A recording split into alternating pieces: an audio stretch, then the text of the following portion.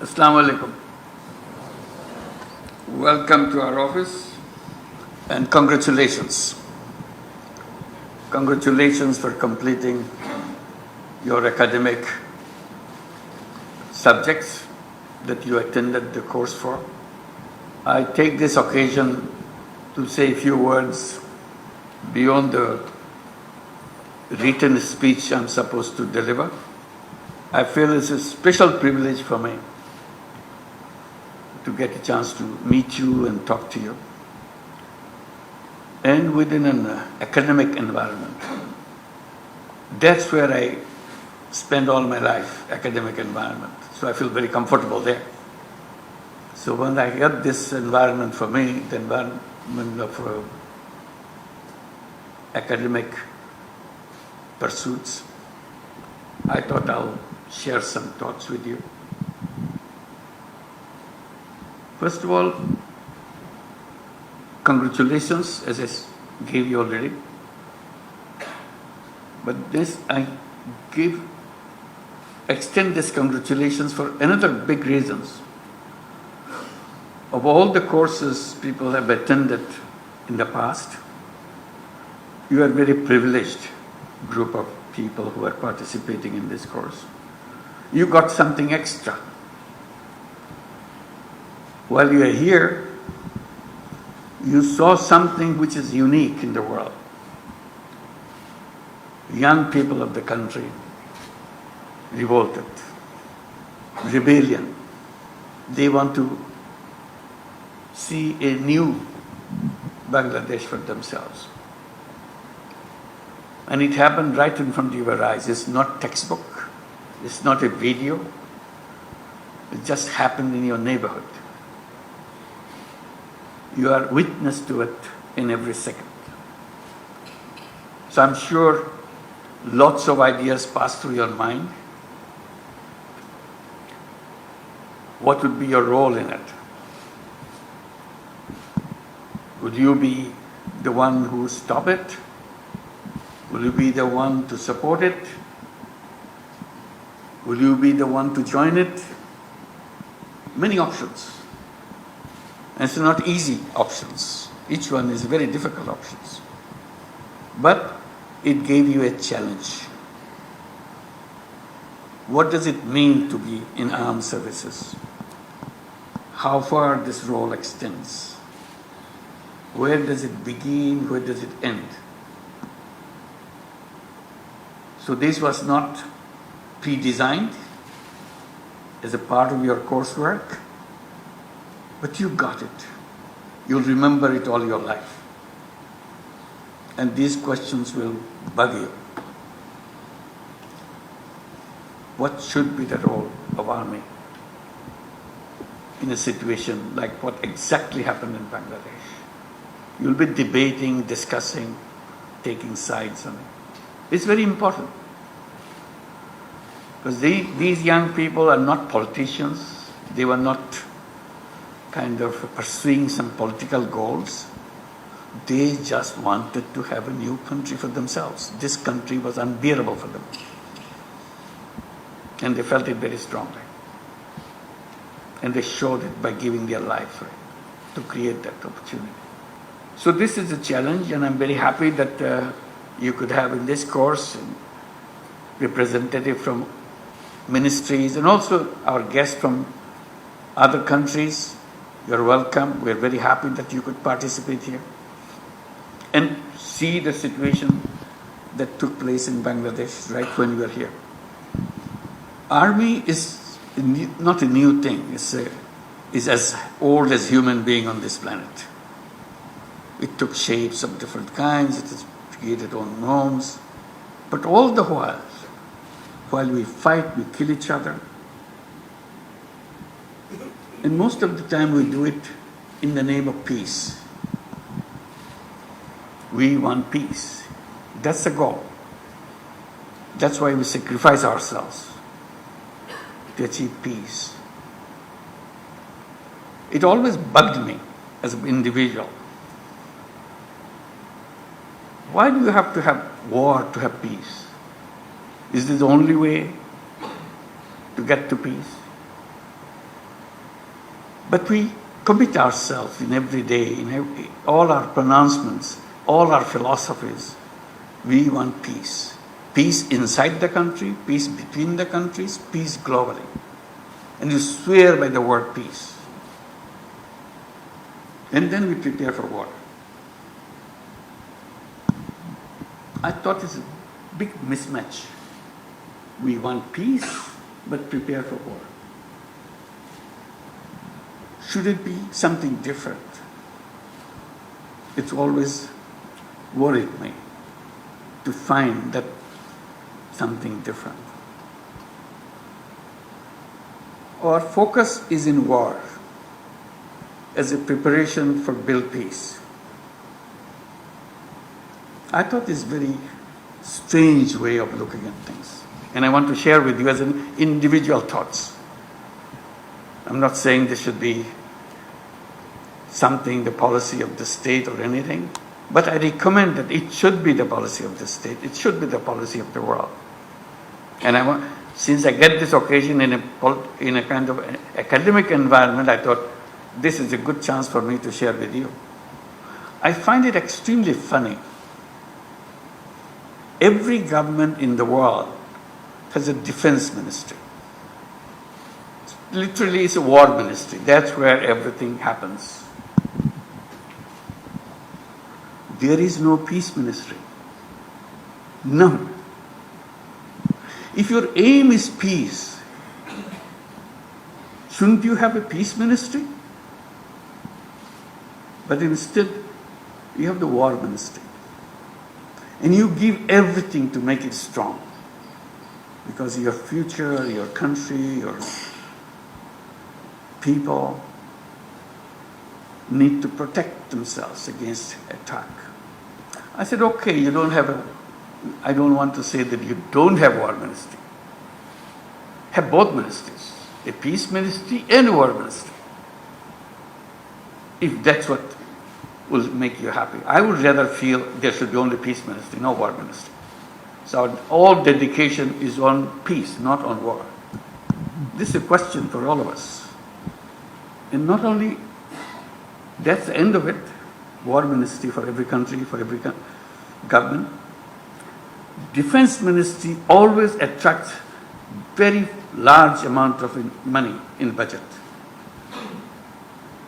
So not only you create the ministry, you put all the resources into it to prepare, to buy the most expensive equipments, buy the most expensive technology, everything, so that you don't fail when the time comes. Poor peace ministry doesn't even exist. Forget about the budget allocation. If you have some idea about peace, you should have peace ministry and give some reasonable amount of resources so that you can pursue peace, like you pursue war. If you have army because of the war ministry, you have army, you have to fight. What about the people who will fight for peace? Shouldn't some people be dedicated just to negotiate peace and make understanding between communities, between countries, between neighbors? I'm not stopping the army, but I'm saying there should be some people dedicated to building peace. It doesn't exist. Even in our foreign relationship, we have defense attaché. I said we should have peace attaché too, so they can talk to the peace people inside the country, not the war people inside the country. There are peace people inside the country too. We should build them up so that we don't have to fight. We have military exercises, huge arrangement for military exercises. What about the peace exercises? Can we design some peace exercises that we go, meet people, be friendly, find the people who really want peace? So you can go on seeing the difference. So that's what bugs me, that if I ever had a government, I thought, if I ever had a government, I will have a peace ministry. Now I have a government, but I don't have a peace ministry. People ever shout at me if I even propose that. So I don't even talk about it. Since I get a chance to talk to you, So I thought I will unload myself by sharing that thought with you. And I feel very comfortable because I'm comfortable with finishing of academic exercises, academic curriculums, and have a convocation, big ceremony. And that's what I enjoy all the time, being in the convocation, making convocation speeches, telling young people, this world is wrong, it's designed in the wrong way. It's a self-destructive planet. Everything we have done just to prepare ourselves to kill ourselves. And one good example is environment. We destroy the environment not because God has wished us to do that. We do it because we enjoy doing it. Destroy this planet by destroying its environment. We do it every day. When you go to war, it's a specific time, it begins at a specific time, it ends. But the war that we are having against the planet is a continuous process. We keep on destroying this planet. We have created a wrong civilization, self-destructive civilization. Things we do every day, every moment, is destroying this planet. Then we have COP29, COP23, COP1 days, say how to protect this planet and go back and destroy the planet. Strange contradictions in our life. So I tell the young people, don't listen to old people. They created a wrong world for you. You create the right world so that this planet survives, thrives, and be a happy world. And you can make it. This generation of young people is the most powerful generation of young people ever born on this planet. I repeat, in case you missed it. The young generation of this planet now is the most powerful generation in the entire human history. Not because they are smarter than us, just because they have enormous technology in their hand. And if you look at this revolution, student revolution, it's all about technology. They communicated with each other very quickly, at every second. They didn't have any command structure. Like any army will say, that's very important, command structure. You must obey your command. They didn't have anything. They don't have any designated leaders. But they made it. Technology, communication. The technology, the way it is growing, it is expanding, is deepening. Younger generation will become more and more powerful than ever and ever. We, the old people, will become some kind of fossil from the old world. They will look at us. These people don't even understand what we're talking about. Because we don't. And we tell the young people that you have in your hand Aladdin's lamp, the technology. The Aladdin's lamp, if you had the Aladdin's lamp and you never touched it, genie will never come. You didn't know that it is Aladdin's lamp, so you never touched it. I said, you be aware that you are the most powerful generation in the human history. Because if you are not aware, you will be just lying there just like any other human being. You will never do anything because you don't know. So you have to touch that Aladdin's lamp. Then the genie comes out and says, what can I do for you? I tell the young people, you are the genie. You ask yourself, what can I do for the world? And once you figure out what you want to do, you'll get it done because you have that power. Don't think that you are just like any other kid in school, every other generation had. You are different. So that's what we are waiting for, our young generation to become aware that they are the genie. They can create the world they want.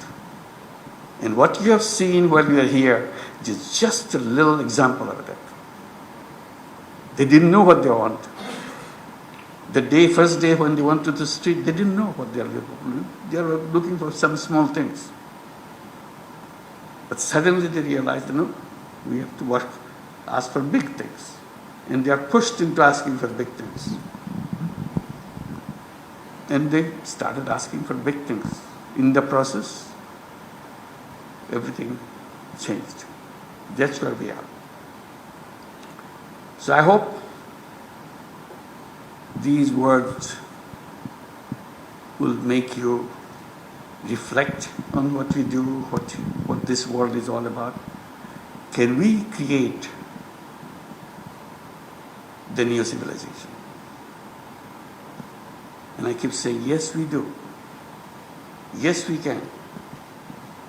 Nothing is impossible for a human being. That's what the human being is all about. Nothing is impossible. All you have to do, make up your mind. If you make up your mind, it will happen. So I keep encouraging, particularly the young people, make up your mind. Figure out. Dream. Dream is the beginning of the change. Dream. And it will happen. If you dream, it will happen. If you don't dream, it will never happen. It's as good as that. So I hope these words will make you think and make you dream. Thank you very much. And I'll go back to my text.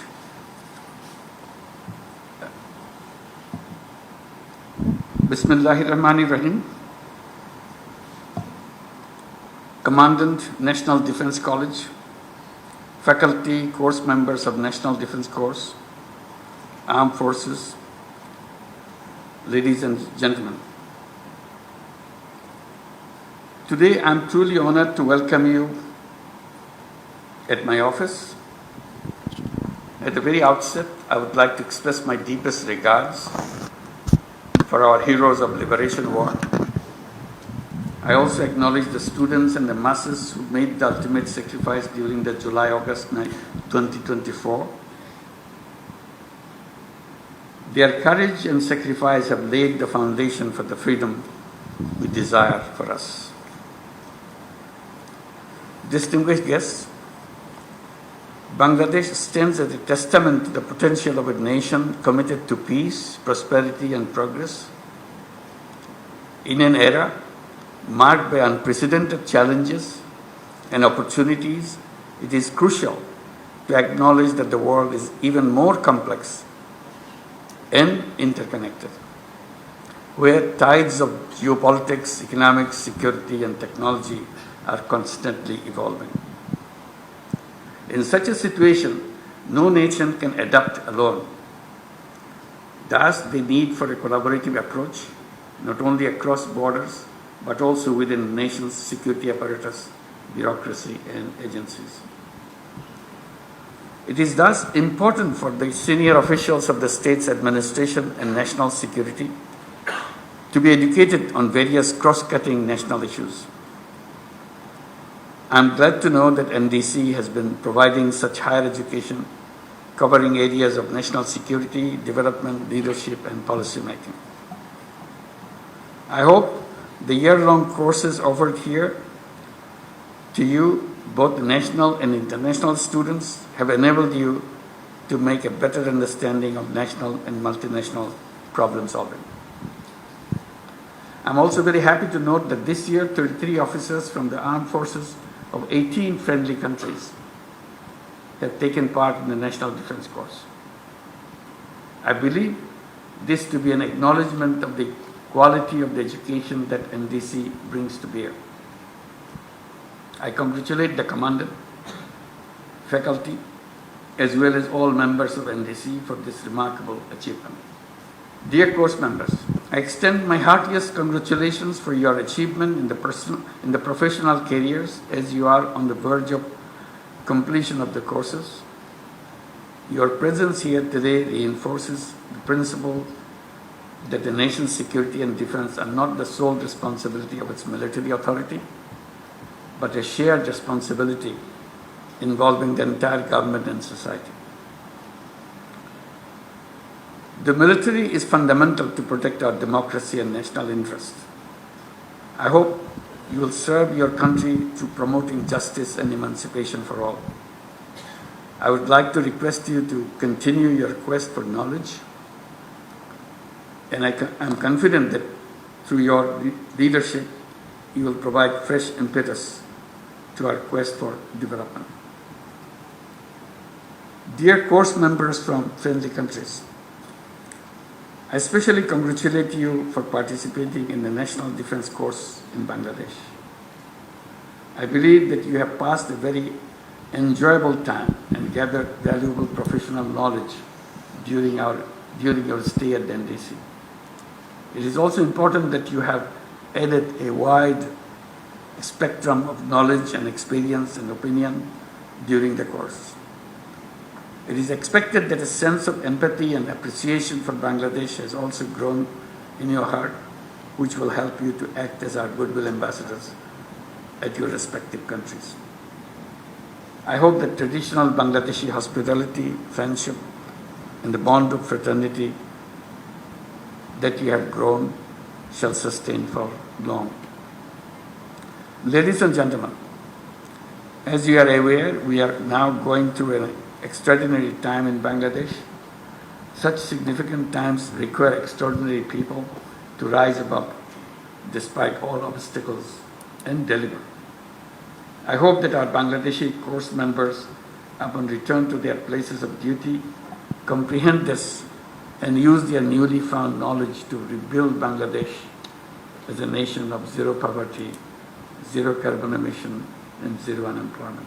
To conclude, I wish the continued success of National Defense College.